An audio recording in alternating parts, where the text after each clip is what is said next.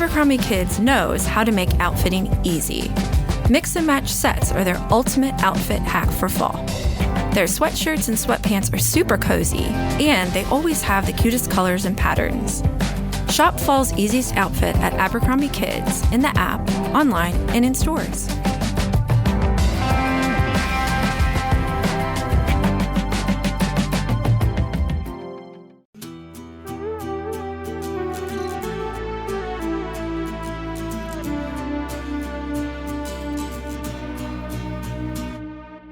Hi, I'm Christy. I'm your host for Inside the C-Suite, where execs get real about leadership, impact, and what truly drives high-stake decisions. I'm excited to have on our show today Chief People Officer of LogicGate, Caroline Warner. Did I say that right? You sure did. You crushed it. Yep. Awesome. Okay, so look, I'm fangirling because we know each other from another life. We know each other from Korn Ferry, and maybe a not so popular opinion, but being an RPO, you'll be surprised, Caroline, how many people do not know that you weren't actually our CHRO? It was a thing. You had such a stoic reputation, and you were always my go-to there. And to tell a little bit on myself as well, I had a chance to mentor with you, and I regret that I did not do that every day. So I am thrilled to have you on the show and get some little micro learnings from you and share your magic with the audience. Thank you for joining. Thanks, Christy. I'm super excited to be here to talk about like full circle moment and an example in itself of like the importance of staying connected to your network, right? You never know where things intertwine and lead and go over the years. So excited to chat. No, I'm super excited to chat. So tell us a little bit about LogicGate, and then we can jump into the old days, because I'm curious to see how you have excelled to where you are today. LogicGate is a tech platform. We're a SaaS company in the GRC, governance, risk, and compliance space. So we sell enterprise risk solutions to large companies, all industries, global, and think anything around AI governance, third-party risk management, cyber, on down the line. So exciting. Are you still slinging your people HR wear over there? Like, what are you doing over there? Yes, I'm the chief HR officer wearing many hats. In addition to leading HR, I also lead our HQ space. So we have one physical space where I should have said we're headquartered here in Chicago, founded in Chicago about 10 years ago.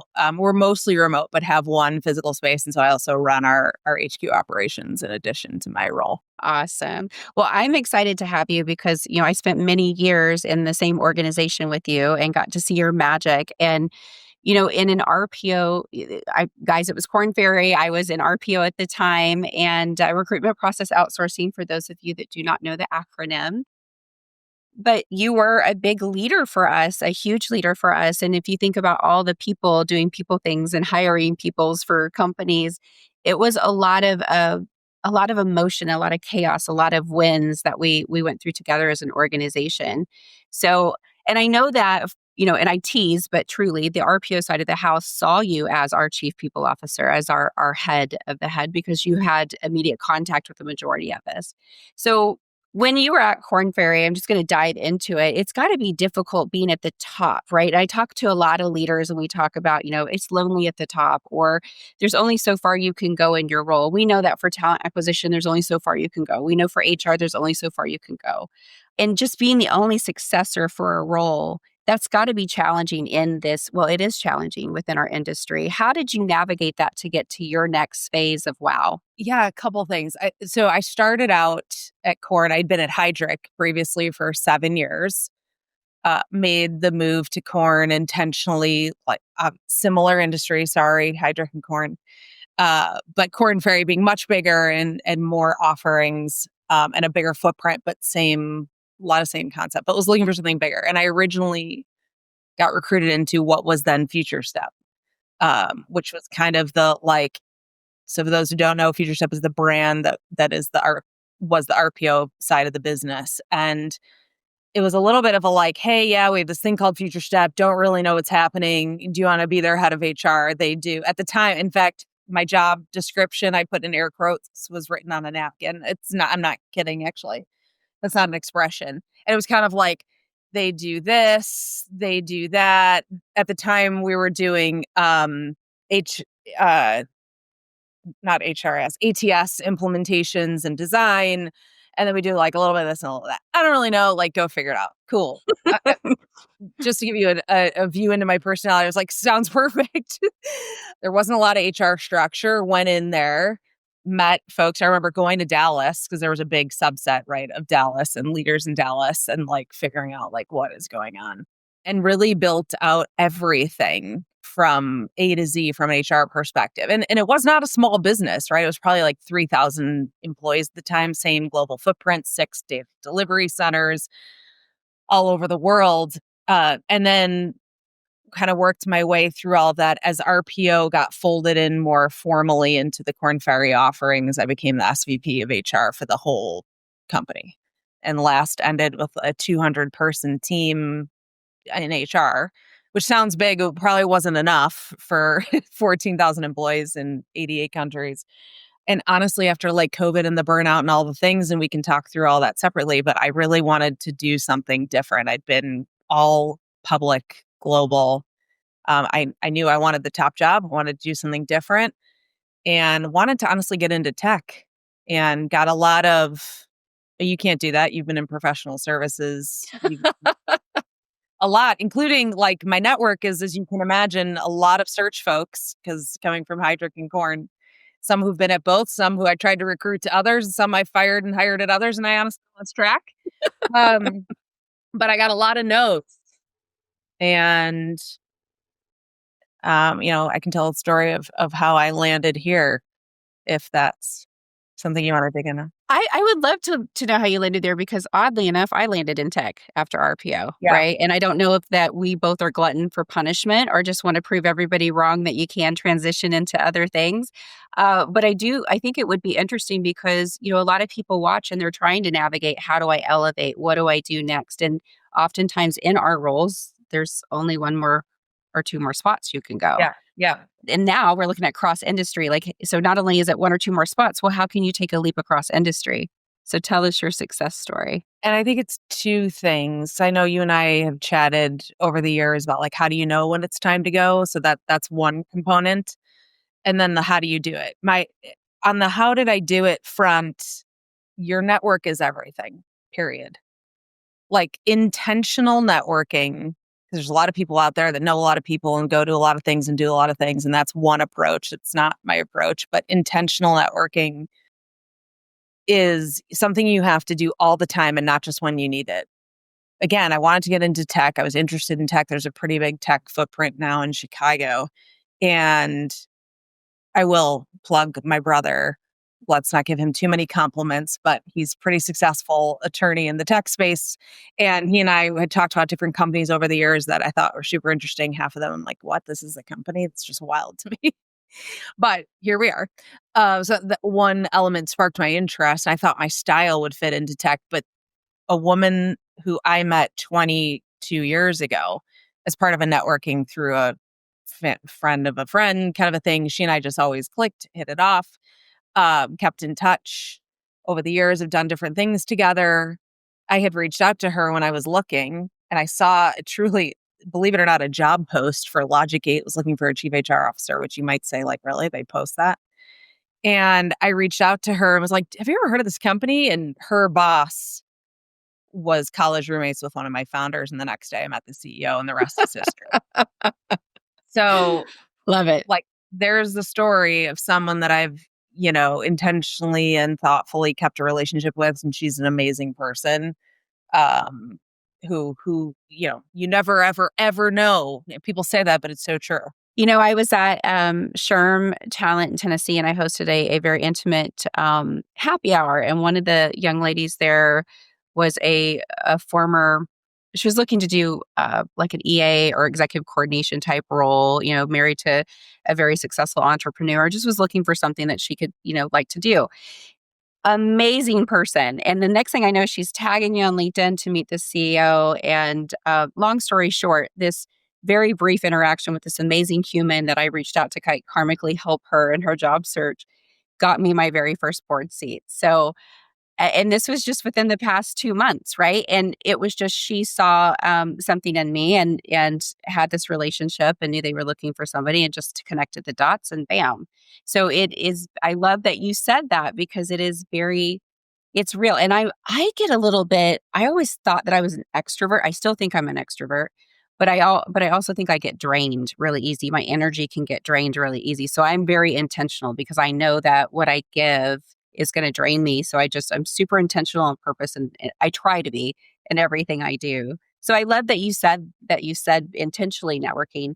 Do you have any goal or any, not goals, but do you have any tips for people on like, what does that mean? Because so many people that aren't natural at networking, they have no clue how to do it. I have lots of thoughts on it, and I think it becomes even more important as you move up because the reality is it's a little bit of like classic, like what got you here won't get you there, but also your time is your treasure. It's advice someone gave me a long time ago. And even more so as you move up, I think people sometimes take it as a bad thing of like, oh, well, I want to help everyone. I want to meet with everyone. Well, you can't do that if you're trying to, again, be an executive, be seen differently. And so you got to look at like, what are the groups that you're socializing with? There's lots of associations to join. And I will tell you, especially in the talent space, I'm sure it's in every industry. I can only speak to the talent space. Like a lot of what's an executive can get watered down. And that's not to be offensive. I am intentional, but I want to make sure the time I'm spending, which is limited, is with individuals that are at a certain level. And whether that's within the HR space and or at the executive level across industry, which I also think is super important, like to not pigeonhole yourself. Yes. Find those groups. By the way, that could be one person. You don't focus on like the numbers necessarily, but you better to have like 4 meaningful connections than 1,000 that really at the end of the day. So part of that was when I officially became into the C-suite, although you're kind, I appreciate you saying I was viewed that way. I certainly felt and operated that way previously before I had the title on my business card. But I think find those groups, be intentional. I've done that both within HR as well as cross industry. I've personally been passionate about expanding it beyond just like human resources. The International Women's Forum of Chicago is a big one for me that I joined in the last couple of years. That's the top female executive at a company. You have to be sponsored. It's exclusive. I am proud to say that, not like ashamed. You know what I mean? Because you then get in the room with in this case, executive females in Chicago that are dealing with the big meaty challenges, have come up through the ranks, are operating at a different level. So I think it's finding those places and spaces where you are also going to get out of it. And of course, you can contribute back, but you only have so much time.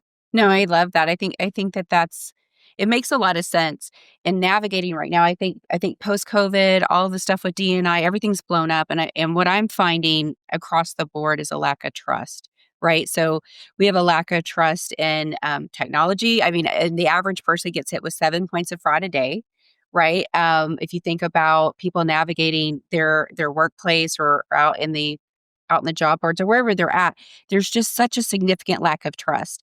And I heard this a lot too at the conferences I've gone to. And I actually asked another HR leader this, another CHRO, is that you often hear is HR the enemy? Right. And so I think that you bring a unique perspective because a lot of people take a look at talent, they take a look at HR and they put it together and they think it's the same thing. I believe that there are things definitely that are intertwined and one can't work without the other. I think they both bring strengths, but there's definitely a difference in roles and responsibilities from a true HR leader and a true talent leader. So when you look at those two different lanes and you look at the lack of trust, how do we build organizations where your employees can trust the talent acquisition team that brought them in, right? I think of them as like sales and marketing, like, woohoo, we are the best. This is why you want to work for us. Here's all of the things. And then we bring them on. And then suddenly, if there's any challenges, it feels contentious between talent and HR or talent and managers. But I think it takes a village. How does LogicGate build trust with your employees, both current that are in seat and then maybe potential candidates that you're bringing in? again, with the good question, we could have 37 sessions just on each question. I love this. A couple thoughts. I think, first of all, the way I view talent and talent acquisition is a component of HR. I see a talent acquisition leader, talent acquisition people, they're specialists, whereas like a CHRO is a generalist. I'm doing everything from talent acquisition to compensation to employee relations to payroll to benefits to the board to culture to training to la la la la down the list. You can call it 86 different flavors. It doesn't really matter, but that's the point, right? I think it's super important to be in lockstep with talent acquisition. I would only ever operate as a CHRO with that reporting into me because it's so critical. To answer your question on like how do you help make it operate well, like for me, for example, today, my head of TA, my head of basically like compliance and ops and comp, and my head of general HR, so like HR business partnering, the four of us meet regularly and discuss things regularly. So whether we're dealing with, a type of role coming in, someone that's going out, someone that may have issues in between, like those three roles are in lockstep because there's comp implications, there's performance implications, right? There's what's the right profile, there's what is the hiring manager saying to my head of TA, and like collectively all together we come up with the best solution. I almost think of it as a microcosm of how I like to operate. Like I sit on the business calls, I sit on the account issue calls, I read the, whatever expansion goals, and and some might say, well, why? You're HR, right? But I'm a better rounded business partner who comes, yeah, I represent my function, but I think about the company first as an executive. Similarly, my head of TA is of course thinking about TA, but as a leader on the HR team is thinking more broadly about the HR experience. No, I think that that's very well said. It's interesting because what you said is I'm a better HR leader if I have the business knowledge, which is crazy that you said that because I don't know that a lot of people actually understand that that makes a good HR person. It's not just people, it's not just sending birthday cards or congratulations on your new baby. It's so much more than loving on your people. It's understanding the business outcome and what you guys are looking to do together. And I think it's really smart. I know it's really smart that you're bringing your team together to include them and to think through a challenge and what the solution would be.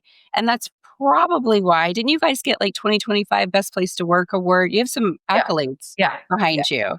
And that gets into the building trust. I mean, look, I think it's really extremely difficult because the reality is, as the CHRO, I have to make crappy decisions, deliver crappy messages, deal with sticky stuff.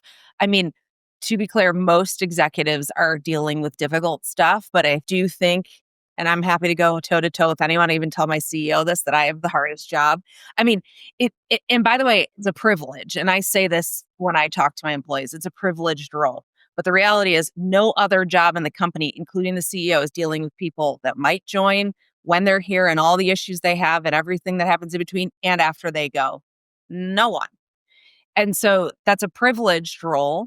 It's also really, really difficult. And trust, which is a big word, I equate to respect. I don't want to be, I'm not here to be liked and loved by everyone. I hope people like me. That's great if they do. That's a bonus. I think I'm mostly fun.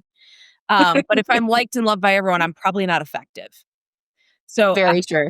I think it's a fine line. I talk about this a lot, especially with my business partner team of like, we want to be approachable. We want to be respected. We're not here to be besties. And it's really hard because you mentioned earlier, lonely at the top.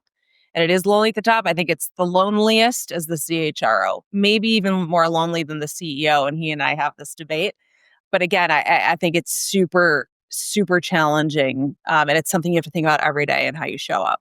CHRO is the CEO of the people. I heard that from Josh Verone, the CHRO of Centralville Bank, actually. So he had some really good nuggets that you're making me think of right now. It really is, if you think about it, like you truly have them from cradle to grave the entire time that they're with you.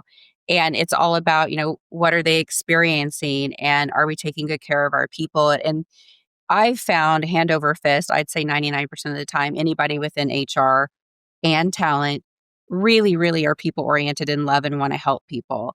And so it gets challenging when you can't. How do you deal with the stress that comes with all the energy of all the things that has to do with people? Because there's been some really wonky, I'm sure I would love to hear your craziest story if you could tell it, but there's some really wonky stuff that happens in business with people. Yeah, I always say once we have more than one employee, we have issues. And once we have more than one employee, we're not going to satisfy everyone. Like that's not why I'm here. And I'll be provocative when you said, HR people like love and care about people. Like yes, except I would say when I'm hiring, if someone's like, I love people, I'm like, I don't know that you are cut out for this role. And we're laughing, but like, of course But I it's care. true. Yeah, like, of course I care about people. I would not be in this role. And I have a lot of empathy for a lot of different things. However, I'm not in this gig because I love people. Like, there's so much more. There's a lot of other things you could do if you love people uh, that don't come with all the hard parts. And I take my role seriously because, frankly, also the difficult things I want to have to have high performing people here and people that deliver want to work here. So I think that the challenging things of dealing with issues, performance managing, having those hard conversations, behavior issues, my motivation to do those and do those well, in addition to mitigating risk and driving the company forward, are to keep the high performers and the people that are showing up and delivering motivated and here. So it's less of a because I want to keep everyone happy. No, I don't. That's not the goal.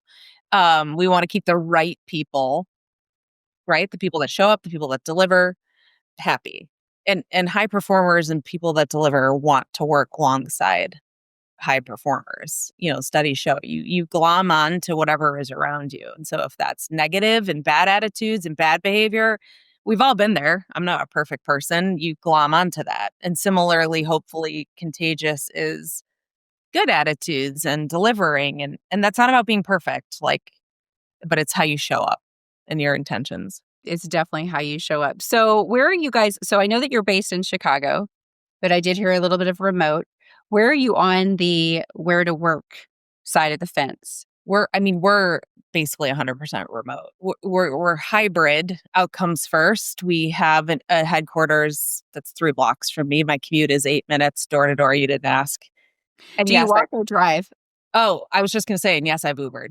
If it's raining and I'm makeup and a full thing, and I got knit bags, toodaloo, I'm too old for this. I judge what you want, I can care less. Sometimes I'll drive and then I have forgotten my car before and then gotten home like shit. But mostly I walk. But no, we are all over the country, and then we have a UK entity that we opened 2 years ago. So we're mostly remote. We have a handful of folks that come in. Look, this isn't new, but we've had the battle and it keeps going on about if people are more efficient at work or if they're more efficient at home. And I think it comes down to, for me, this is my opinion, but don't you already know who your good employees and your bad employees are? Do you really need to monitor every single thing they're doing?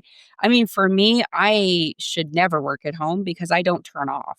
So anybody that wants to have me work remotely is getting more bang for the buck, because if I'm at the office, I'm at least going to go drop by and say hi to you, or go out and have a cup of coffee, maybe even eat, know? Yeah. So I'm just curious what your thought is on this matter, because everybody has an opinion and I've just heard both sides. That frankly also comes down to people miss the boat on competition for talent. Like you can have a view and you can have an opinion, but if everyone else is doing this or that, then you might want to think about that.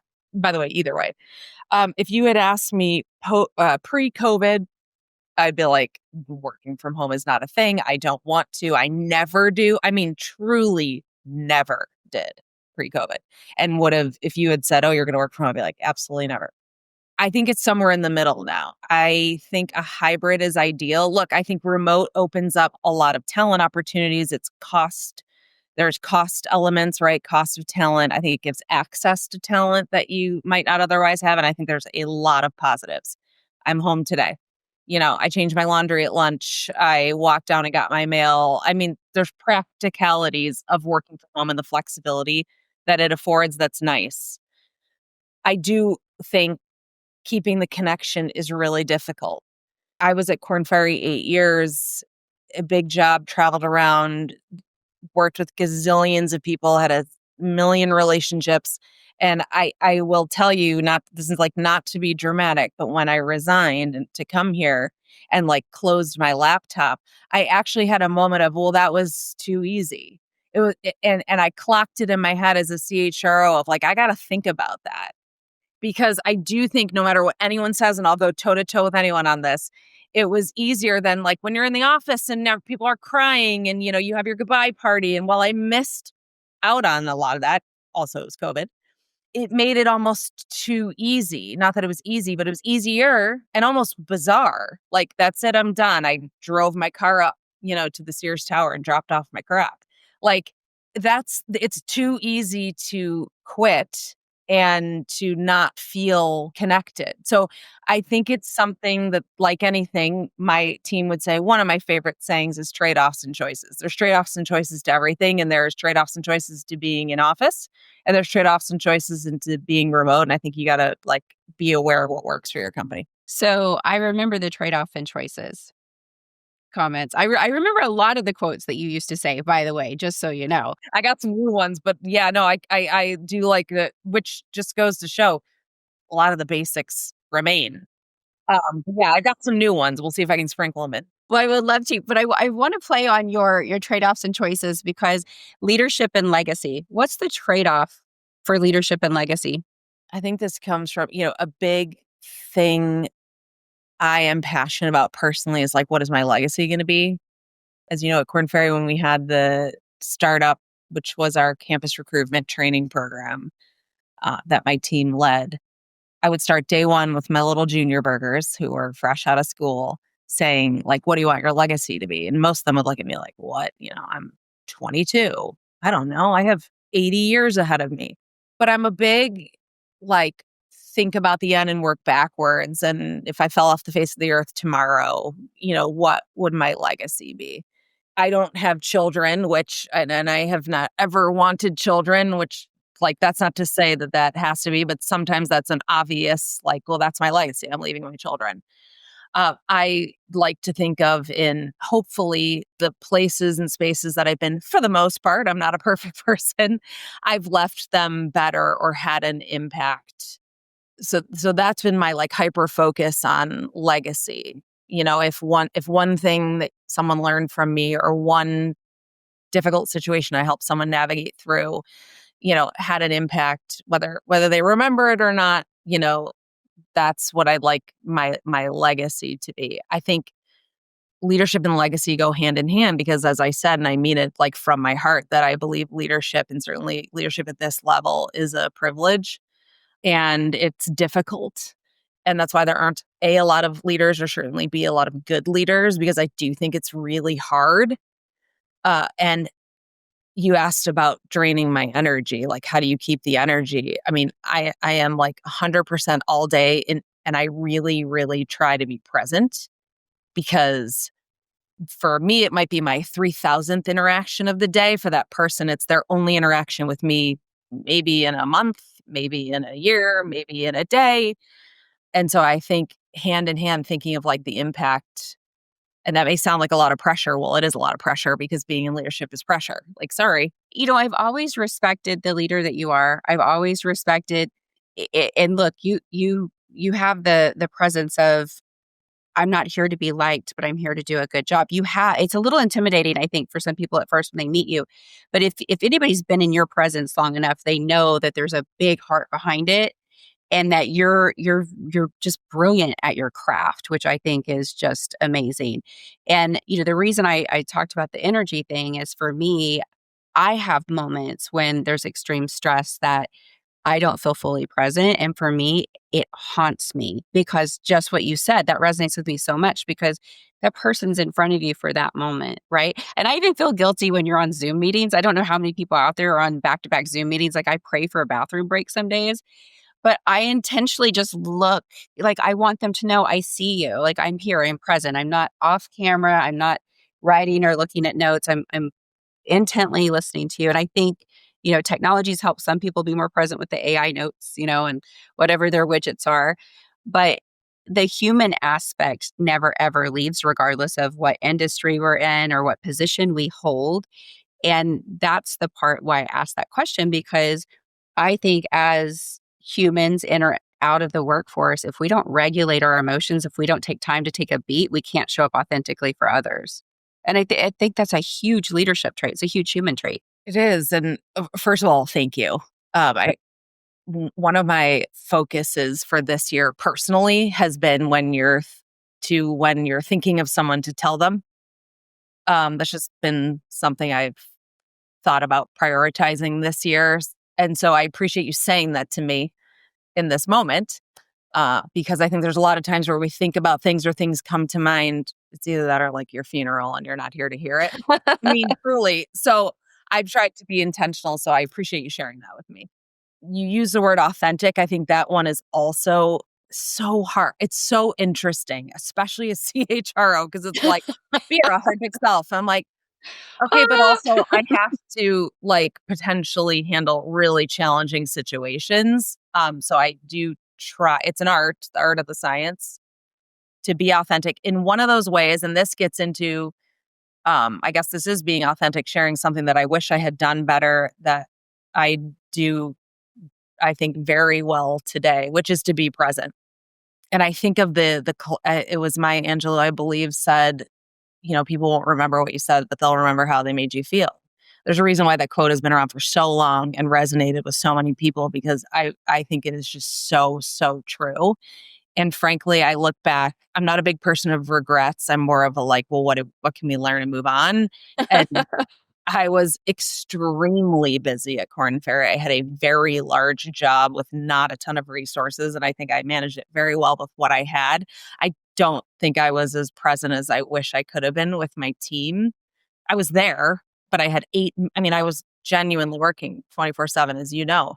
And so one of the things I've been super intentional with this gig, which is a different gig, but is like in that moment, on that Zoom, in that convo, whatever it is, I'm 100% there. Like every single thing can wait unless someone is literally dying.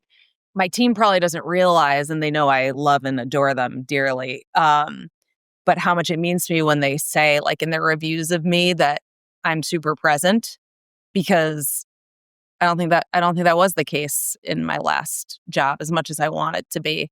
But I have made it a point, and I think it's even more important on Zoom. And there are ways that you can do it, because you can tell when someone's multitasking. They're on their phone, they're looking down. First of all, it's scary how people don't even try to hide it. But I also think there are ways that you can be even more present on a Zoom. And I think of the bosses that I loved working for, and I think why. Again, I go back to it's how they made me feel. And they made me feel like I was the only thing on their mind. And believe me, I'm sure it was one of 8 billion things. And I think that, that's a gift to give somebody. It's 100% a gift. I'm so grateful that you shared that too, because I think good leaders share where they fell down or where they could have done better or what it, and I think about drives my partner or anybody close to me crazy, because if something happens, I'll say, oh, well, and I will like slice and dice that sucker like to nothing, to be like, I could have done this differently if I had actually, and like all the way back. I do that with everything. So so for me, like you, if I miss being present, it really is a dagger to my heart. But I love that you're so open to share that, because I think more leaders need to share. I haven't always been what I'd hoped. Like even I think about my leadership style coming up. My first time being a leader, no one teaches you. Just like when you're a new mom, no one teaches you. You usually figure it out on the second kid or the second dog or whatever that is for you. And for me, it was just like, wow, I look back and go, I did the best I could in the moment, but I've grown so much more, and I want to do better and more each and every step of the way. And I think that's the difference between the leaders that make a difference and the ones that are just there, that they're constantly reevaluating. I love what you said. No one teaches you. I always tell my team, like, I can teach you anything as far as how to process this, how to handle this, how to da da da. Everything I know today, I did not know at some point. But these types of things, right? The art versus the science are really difficult. And you do learn them by generally not doing them well. And I've made it a point, especially with like my, rock stars under me or those that I see as my successor, to share those things more than I ever had intentionally shared to me. Some people did, and not because they didn't share, they didn't think about it. But I've been really intentional about like, hey, let me give you some insight into this situation so that you can like park this away to deal with it. Some of the things that are less in the textbooks are out there, but more on the like nuance, navigating the politics, personalities, strategic side of it. Because I think it's just so important to share insight into that too. So if you think about a lot of teams that we've had in the past, and even for myself, like for me, I think there's different levels of engagement and different levels of rock stars. But I think that for me, going through my career, I always had curiosity. And if I had context, then I was just that much more devoted or in it or aligned. But it was more the style that never really worked for me was, we'll do it because I said so, or this is an assignment, or because I always took a greater responsibility of like you do, the company as a whole. Okay, great. But how does that impact this? Okay, great. But how does my effort impact this, which impacts the company? And it wasn't, I think, honestly, I just had really bad leaders that made me look and go, I don't want to be that type of leader. That didn't work for me in that way. I want to try this a different way. And one of the, and I got that learning lesson before I came to Future Step, which turned into Korn Ferry. When I was at IBM, I was thrust into leadership, wasn't quite ready. Figured it out. I've bumped my head a lot. But one of the things I did actually with one of your employees, you may actually remember it, is when we'd have our weekly meetings, I'd ask people to volunteer when they screwed up. I was like, if you've screwed up this week, I want you to raise your hand and tell us what it is, what you learned from it, and how you can help us not do the same thing. So I made it okay to fail. I didn't want them to be like terrified to be reprimanded or to think they did something wrong, because the fact of the matter is, if something happened, I'd rather know sooner than later, especially if I needed to go to you and go, oh my gosh. So it kind of created this beautiful environment for the team to be okay with failing, but knowing that they needed to have some way to recover it, right? So I would also tell them, I want to hear any of your ideas, or if you have a challenge, I'm down for it. But don't leave it up to me to solve it for you. Like, come with your point of view. And because I looked at that as like what I never received, right? Like if I see something, like, let me come to the table and say, this is what I found. Here's how I think we can do it better. Because together, I think we're better. No one's smarter. Everybody has a different background, a different point of view. And together, I just think we rise. Yeah, I also think what you said too, of you learn more from the bad. And I, again, talk to my team about this a lot, or people that I mentor. Like, it's so true. Like your collection of when things are great, life is great. Nothing gets things going more than when things are not great. I have in my collection of sayings, like, sometimes people ask me, like, what's your best advice? And I say that nothing is forever. And it's like, well, that's dramatic and sad. I'm like, well, I mean it both ways. I'd love to work with my current team forever and ever and ever, because it's one of the best teams I've ever had. It's just not going to be a reality into infinity. Nobody can go anywhere anytime soon. But and so I really, really enjoy and try to be present and think about and like relish this like incredible team that I have. Similarly, when I've had moments in my past, and I've had many, of when I had a crappy team, or I was part of a crappy team, or my boss was crappy, or whatever, I wish I had more so known that like that this too shall pass. Like that was not going to be forever. It's not to take away from the like how it made me feel, because there were some really difficult times going back to my first job. And you do the best you can with what you have in the moment, but like those toxic things can suck up so much of your brain and your energy, and like that also was not forever. So I use it as a guide both ways, of like, you learn, you do better, but also like you got to enjoy when it's good, because those are rare. And you also have to like, yes, be frustrated and yes, feel all the feels, but like know that that also is not going to be forever. From your lips to God's ears, guys, it's not forever. Enjoy the ride and don't get stuck in the muck because it's not forever. I needed to hear that today, I think, personally. So thank you. I like stuck in the muck. I'm going to add that We in. don't want no stuck in the muck. No. That brings me back to my Texas days, my 2 years in Texas. Stuck in the muck. I'm gonna start saying that in Chicago and get all the stares. Oh, goodness. Yeah, just whenever you're missing down home Texas, just give me Yeah. a call. I'll give you all the slang that you Right. want. It's funny when my accent comes out. It's pretty thick sometimes, but Stuck in the muck. stuck Yeah. in the muck, guys. Like, I don't want to be stuck in the muck. I am so incredibly grateful for your time. And I'm in awe watching you rise. And I mean, when I tell you, we all thought you were already there. We all thought you were already there. But maybe we just were seeing the future and knew that you were going to be a rock star and LogicGate was going to scoop you up. So good job, LogicGate. Yeah, you guys got a real winner there. Hear that, Matt? My boss? Make sure you're listening. Got to be listening. I tell him. Yeah. Yeah, you know, my boss always he's the COO of our company, but he always tells people, he's like, she's the real boss. I'm like, that's not what that means. You just get to say it's all good and I get to make it all good. We know our roles. We've got it. Well, I'm completely fangirling, and I really, from the bottom of my heart, want to thank you for the impact, both known and unknown, that you've had on my life, and for honoring us with coming on the show because you are one of the greatest. I mean, you did a lot of work in a very large company, and I was there firsthand to see it. There are so many people that are now leaders in our industry that came up underneath you, and I'm one of those people. So I am grateful to have got to experience working alongside you and so excited that we stayed in contact. And before we jump, because this has been a really fun interview for me and a blast from the past, is there anything that you would like to leave with the audience or how you might want them to reach out to connect? Well, first of all, thank you again. And thank you for sharing. I think 2 thoughts. One, I mentioned this earlier, but I challenge everyone. I think it's a good one of like when you're thinking of someone, tell them. I really appreciate you sharing that with me.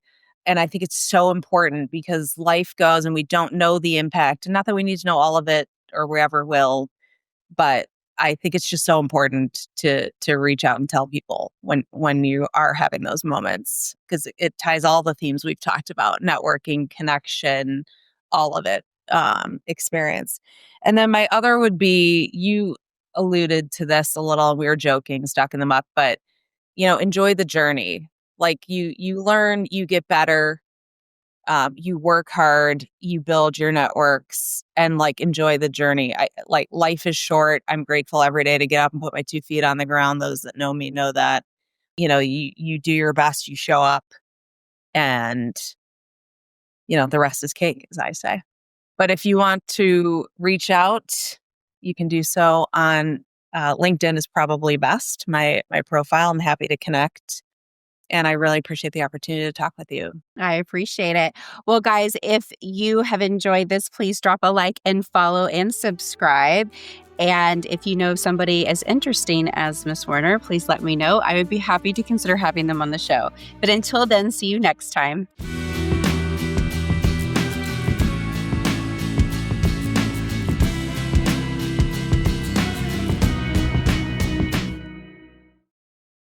This episode is brought to you by LifeLock. It's Cybersecurity Awareness Month, and LifeLock has tips to protect your identity.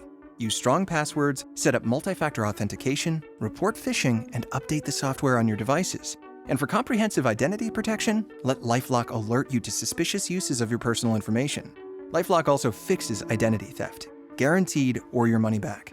Stay smart, safe, and protected with a 30-day free trial at LifeLock.com/podcast. Terms apply.